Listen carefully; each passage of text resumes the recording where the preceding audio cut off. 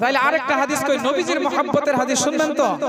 আল্লাহর নবী সাল্লাল্লাহু আলাইহি ওয়াসাল্লাম বলতেছেন, সাহাবায়ে কেরাম এইভাবে বসে একজন অপরের সাথে সমালোচনা করতেছে, বলে আদম নবী এত সম্মানী, উনাকে আল্লাহ সফিউল্লাহ বলেছে, অর্থাৎ আল্লাহ রাব্বুল আলামিন উনাকে বেছে নিয়েছে। মুসা তিনি আল্লাহ রাব্বুল আলামিনের সাথে আলাপ আলোচনা করেছে, খলিলুল্লাহ উনি কালিমুল্লাহ। হযরত ইব্রাহিম খলিলুল্লাহ আল্লাহর বন্ধু, হযরতে ঈসা আলাইহিস সালাম তিনি হইছে রূহুল্লাহ। মানে আচরিত হয়ে এইভাবে তারা আলাপ আলোচনা করতেছে। এই আলাপ আলোচনা শুনে নবীজি তাদের বুকলে এসে বলতেছেন, কদ সামিতু কালামাকুম, আমি নবী তোমাদের কথাগুলি শুনলাম।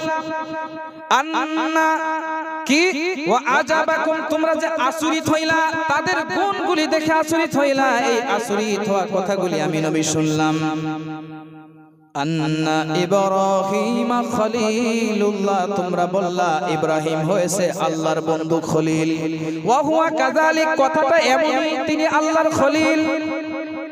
ওয়া মূসা নাজিয়ুল্লাহ, মূসা আল্লাহর কালিম, অর্থাৎ আল্লাহ রাব্বুল আলামিন তিনার সাথে কথা আলাপ আলোচনা করেছে। ওয়া হুয়া কাযালিক, তিনার শান এই ধরনেরই।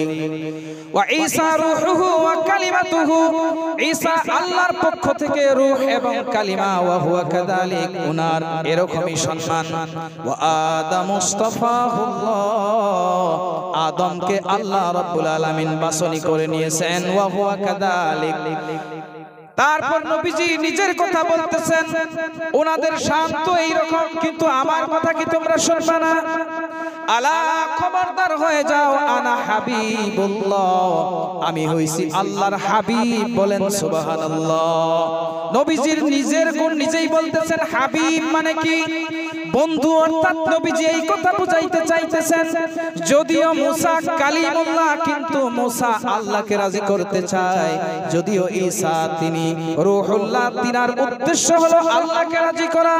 যদিও ইব্রাহিম খলিলুল্লাহ, ওনার উদ্দেশ্য আল্লাহকে রাজি করা। যদিও আদম সফিউল্লাহ, তিনার উদ্দেশ্য হয়েছে আল্লাহকে রাজি করা। আমি হইছি হাবিবুল্লাহ, তিনারা আল্লাহকে বন্ধু বানাইতে চায়।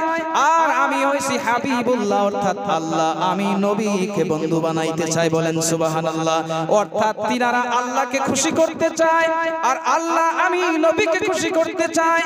আল্লাহ রাব্বুল আলামিন বলতেছেন, ওয়ালা সাওফা ইউতিকা রাব্বুকা ফাতারদা, নবী আপনাকে আপনার রব এত দান করবে, এত দিবে, এত দিবে, নবী আপনি খুশি হয়ে যাবেন। বলেন সুবহানাল্লাহ।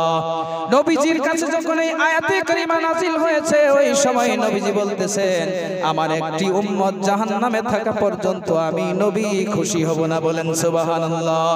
তারপর নবীজি বলতেছেন, আনা আউয়ালু মাই, আল্লাহর নবী বলতেছেন আমি হইছি হাবিবুল্লাহ। আবার তোমরা এটা মনে কইরো না যে নবীজি তো গৌরবের সাথে বলতেছে আনা হাবিবুল্লাহ, আমি আল্লাহর বন্ধু, ওয়ালা ফখরা, তারপরেও কিন্তু আমি গৌরব করি না।